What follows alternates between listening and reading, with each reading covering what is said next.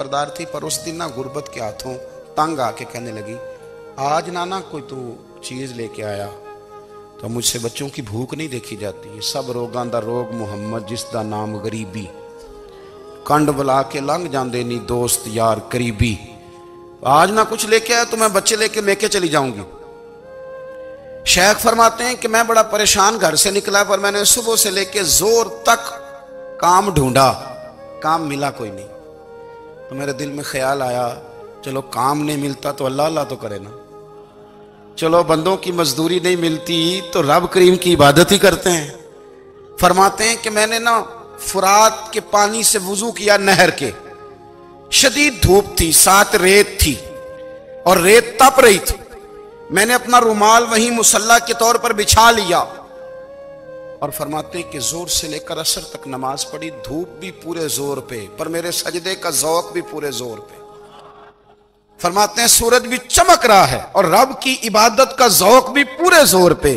मैं सजदा करूं तो फिर मेरा उठाने को जी ना चाहे। फरमाते हैं कि असर तक मैंने नफल पढ़े, दिल ढलने लगा, असर की नमाज पढ़ी और मैं वहां से चला। अब मैं जब निकलने लगा तो दिल में ख्याल आया कि छोटी छोटी दीवारें हैं घर की, बगैर कुछ लिए जाऊंगा तो बीवी दूर से देखेगी तो शोर करेगी कि फिर खाली हाथ आ गया है। कहते मैंने अपने उसी रुमाल में जिस पे मैंने नमाज पढ़ी थी ना, रुमाल में की आखी दे पंजाबी च साफा कहते हैं, उसी में ना मैंने कुछ रेत भर ली कि वो दूर से देखेगी तो समझेगी कुछ लेके आया है। चलो जाके उसे बता दूंगा कि आज फिर मजदूरी नहीं मिली। कहते हैं वो रेत लेकर जब मैं घर में गया तो पहले बीवी दरवाजे पे खड़ी होती थी, पूछती थी खाली हाथ आ गए हो? आज मैंने देखा तो है ही कोई नहीं। फरमाते हैं मैं अंदर दाखिल हुआ, सलाम लिए, कोने में मैंने वो रुमाल रख दिया और मैंने आवाज दी कि भली मानस कहां हो? तो वो कहने लगी आप मुंह हाथ धो ले, मैं रोटी लेके आई।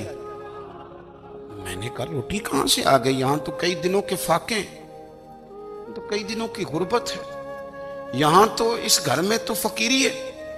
फरमाते हैं कि वो रोटी लेके आई और उस वक्त की जो मौजूदा नेमतें थी, समझ ले सलाद अचार हर चीज साथ लाई।